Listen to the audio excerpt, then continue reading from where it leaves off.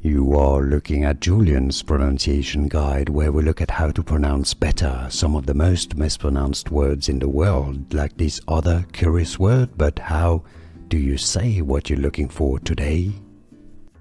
Let's learn once and for all how to pronounce this name correctly.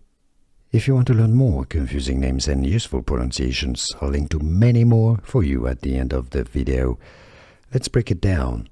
I know the spelling makes it confusing, but remove the A at the end and you have a masculine name, usually pronounced as Dean, right? Therefore, this is usually pronounced as Deana. Some may pronounce it as Deana with a schwa sound at the end. So it's not Deana, very rarely. Do you pronounce it any other ways? Let us know, by the way, in the comments, but certainly not Deana, right? Deana. Some may pronounce it that way. Let us know if you do pronounce it this way, Deana or Deana. How do you pronounce it and where are you from, so we all know, but generally, Deana. Here are more videos on how to pronounce more confusing words and names too many mispronounced. Like this video if you found it useful. I appreciate your support. I'll see you soon and thanks for watching.